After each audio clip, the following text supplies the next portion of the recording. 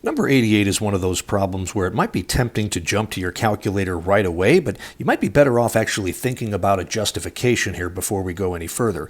They've given you the first derivative of a function here. F prime of x is the sine of x squared, and they want to know at which of the following values of x does f have a local minimum. So what we probably be better at least think, if not write out, is that f has a minimum value at the spot where f prime is going to change. So prime changes from, and for a minimum, your derivative would have to change from negative to positive. So, since this function given to us is the derivative, I'm just looking for an x-intercept, where this graph now changes from below the x-axis, where it would be negative, to above the x-axis, where it would be positive. Now, I'm expecting an infinite number of answers to that question, but hopefully only one that's among the 5 choices right here. So, I think going to a graph is the best way to go with this one.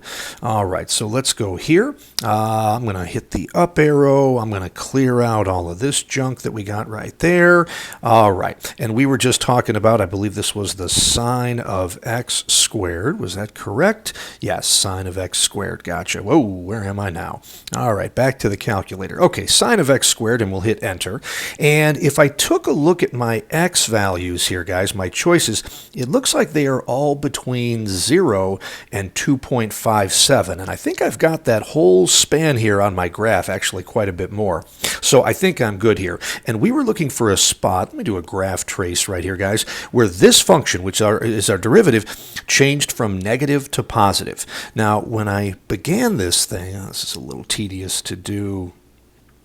Oh, geez. Okay, that's going to take a little while. Sorry. So when this thing began, way over here on the left, bear with me, guys, this function here, there we go, it was positive, meaning that our first derivative, which is what this is the graph of, is positive, and the function is increasing. So anytime this first derivative is positive, the function is increasing, and then right here, there it was, this function, our first derivative, changes from positive to negative. This is where f would have a maximum. And now, everywhere that f prime is negative down here, our function is decreasing until it gets to this spot, right? Wait for it.